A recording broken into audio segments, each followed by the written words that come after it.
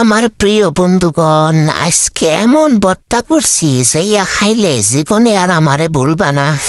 আসসালামু আলাইকুম, কেমন আছেন সবাই? দাম রাখান আলু নিছি, 10-12টা কাঁচামরিচ, 2টা রসুন আর একখান পিঁয়াজ, আর এই বড় বড় টাহি মাছ দিয়ে আজকে ভর্তা বানাম। উপকরণ গেলি কুত্তা কেটে নিছি, রসুন দিয়ে পাড়াইছে এসছি, উঠতে গেলে ঝামেলায় নেগে পাড়াইছে এসছি। তেল দিছে কুত্তাহানি দেখছুনি, 2 কেজি তেল আজকেই খাম।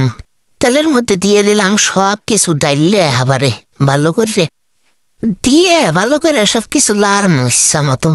না লাড়লে তো পেটের ভাত হজম হবো না। দেখছো নি আমার অবস্থা?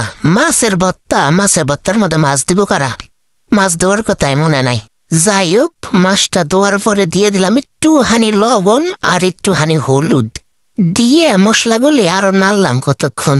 না লাড়লে তো ভালো ঠেয় না, এজন্য খালি নাড়তেই আছে দেখো না। কি জামার অত্যাচারে মাথা একবারও নষ্ট হয়ে গেছে। আদা রসুন বাদাও দিতে মনে আসলো না, হ্যাঁ দিয়ে আর একটু নাড়িয়ে সেরে নিলাম। জীবন বললে হান খালে নাড়াচাড়াই করমু, আল্লাহ জানে ও বকাবি গত্তা।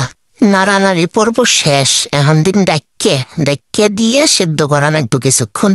এইরকম ভাজা হয়ে গেলে চুলার জালটা নিবাই দিয়ে তারপরে নামাই নিমু। নামানোর পরে একটু ঠান্ডা হইলে এর মধ্যে কোনো কাদাগুলা বাচ্চা নেওয়া লাগতো। কাদা না বাচ্চা খাইলে কাদা বিন্দা মরবো আর একজন, নাম হবো আমার হুদাই। মানুষের মারিরা তো লাভ নাই, হেনিকে কষ্ট করে কাদাগুলি একটু বাচ্চা নিলেই ভালো হবো। কাদা বাস হয়ে গেলে স্বাদ মতো লবণ দিয়ে হাত দিয়ে মাহাই নিব। হাত দিয়ে যতক্ষণ না মাহামো ততক্ষণ তো ভর্তার স্বাদই বেরেও না। এই দেখো ভর্তা নেই, এদিন মিডেই মধু রসমালাই। এই রসমালাই দিয়ে এখানে গামলা ভরে ভাত খাওয়া যাবো। আমি তো গরম ভাতের হাতে মর্যাদা মানে, আমরাও বানাই খাইও ভর্তা। আর ভিডিওটা ভালো লাগুক আর না লাগুক একটা সাবস্ক্রাইব করে দিও, নাহলে কিন্তু তোমরা ভর্তা বানালে হে ভর্তা স্বাদ হবো না কয়ে দিলাম। আবার কিছু বানাইলে ভিডিও নিয়ে হাজিরও মানে। ততদিন সবাই ভালো থাকো।